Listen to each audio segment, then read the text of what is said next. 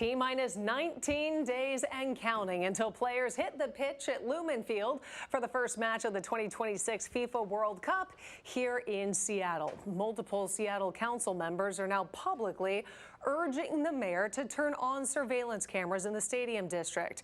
It was part of a final briefing on the city's preparedness to host the global event. KOMO's senior reporter Chris Daniels joins us now live near Lumen Field to explain. Chris? Hi, Kelly. Seattle's Mayor Katie Wilson campaigned against the expansion of the city's surveillance system, but since she's taken over, has said she will allow them to be installed here in the stadium district, but not turned on unless there is a credible threat. Now, one council member is offering up a personal story about why he says they should be turned on in time for the World Cup. At first, it looked a little odd that Rob Saka dressed for a city council meeting like he was ready for a workout. I'm calling on Mayor Wilson to turn on the Soto cameras ahead of World Cup. Until he started talking. This issue is deeply personal to me. Saka and his wife ran the 2013 Boston Marathon. We're proudly clutching our finishers' medals. Here's mine. We had just run the world's greatest marathon. And then the first of the bombs went off. And I'll never forget. And then another device exploded shortly thereafter.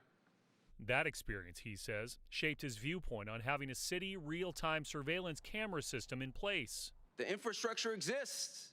The issue has become a political hot potato with fears over use for immigration enforcement at a time when they've also come in handy to solve recent Seattle shootings and attacks, with Seattle's mayor walking a tightrope on expansion and turning them on near the stadium district. We also have to be very careful to make sure that our data storage, security, sharing practices don't make that system vulnerable to misuse and abuse. And what about the other side that, hey, there's going to be people surveilled here, especially people coming in from countries that are participating in these games that are worried about that surveillance? I would argue that leveraging 65-year-old CCTV technology is a far cry from surveillance, especially that technology that does not include some of those, big technology enhancements like facial recognition technology. Added Council Public Safety Chair Bob Kettle. Ask the mayor of Atlanta ahead of the Olympic bombings in '96 or the marathon bombing in Boston. You don't get that credible threat warning all the time, but you have to be prepared. And trying to do something after the fact is not the right answer. Kettle and Councilmember Maritza Rivera both backed Saka's personal ask of the mayor. I did ask the mayor's office, Katie Wilson, specifically for a response to Saka. As I stand here right now, they've not issued any sort of statement. Kelly? And Chris, any further estimate on how many jurisdictions will be involved with World Cup security? Yeah, Saka gave that speech at a presentation that was run by the emergency management director, Curry Mayer, who said that there are going to be 45 different jurisdictions, state, local, and federal, that will be making up the unified command post during those World Cup matches that will be open for 9 to 12 hours a day during those 6 scheduled matches here in Seattle, the first of which begins on June 15th. Chris, thank you. Public safety isn't the only concern heading into the FIFA World Cup. Health experts also have their eyes on the potential for an outbreak of infectious diseases like Ebola. KOMO's Michelle Esteban is following that story tonight. Stay tuned for her report coming up at 6:25.